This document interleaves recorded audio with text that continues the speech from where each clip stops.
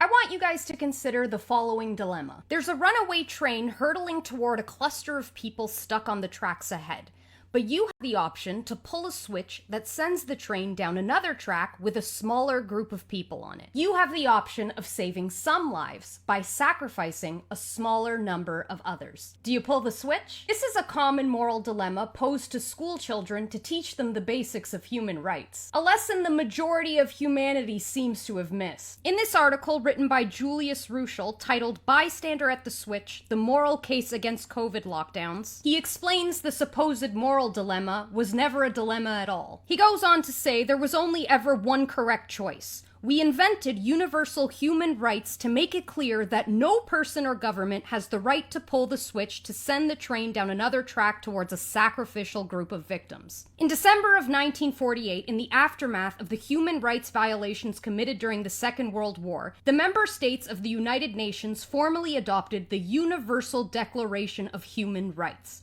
It explicitly forbids government from treating some people as worth less than others. It forbids government from sacrificing some people for the benefit of others. It forbids government from knowingly imposing harm on some individuals in order to serve an alleged greater good. And it forbids government from imposing a hierarchy of rights on their citizens. Lockdowns during COVID pose the exact same question as the bystander at the switch. But it's not a game. Once again, there are real lives at stake. Yet in direct violation of the principles of human rights, governments around the world are choosing to pull the switch by imposing lockdowns for our safety. In doing so, they have given themselves the authority to play God with our lives. And this phenomenon of mere mortals classifying themselves as all-powerful gods is spreading through society like a disease. Just last week, I came across this post from a doctor here on Instagram. I won't name any names considering they're all just a bunch of clones of each other anyway. The post is titled, "VAERS, the Vaccine Adverse Event Reporting System.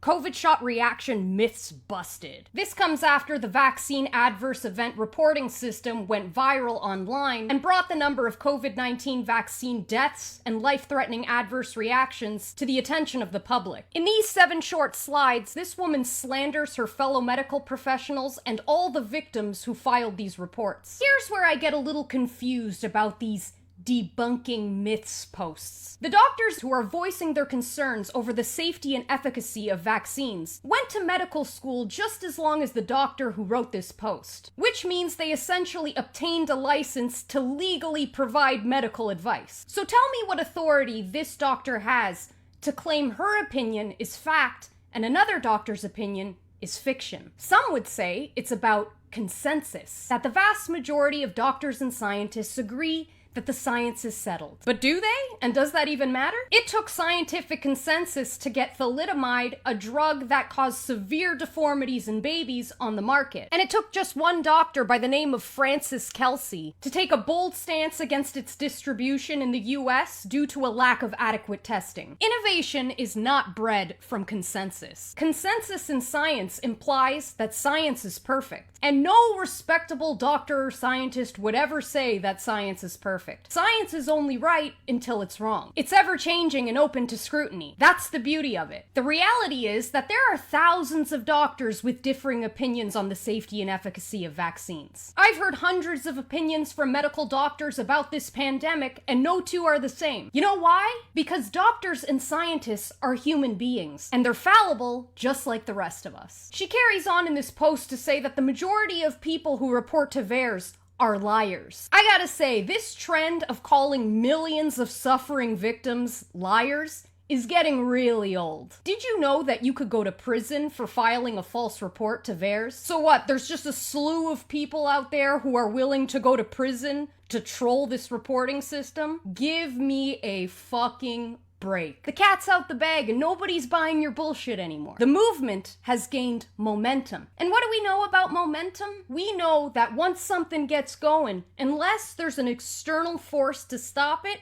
it's gonna keep going. And based on your own conclusion that truth travels 6 times faster than fiction, I feel safe advising you to quit while you're ahead. She finishes off this extremely offensive post by saying all anti-vaxxers have a dirty hidden agenda to sell our pseudoscientific supplements to unsuspecting customers. Let me tell you, as an anti-vaxxer myself, who we really are. We are people who have been severely damaged by vaccines. We are mothers who watched our perfectly healthy children regress after being vaccinated. We are children who bang our heads against walls because we're living in agony and can't put our pain into words. We are individuals from all walks of life who looked into the bloodstained history of vaccines and pharmaceutical companies. We are people who are tired, who are absolutely fucking done being bullied by monkeys in lab coats into injecting our children with chronic disease. My goal here is not to gain your trust, and it's not to diminish your trust in anyone else. My goal is to create as many educated individuals as possible so they can advocate for their own health and understand the importance of informed consent. Because the fact of the matter is, at the end of the day, if you are injured by this vaccine, it is you and you alone who will be left to pick up the pieces. There is no protocol in place to reverse the damage this vaccine may cause, and none of the pharmaceutical companies are liable for any of your injuries. This COVID vaccine is experimental, and where there is risk, there must be choice.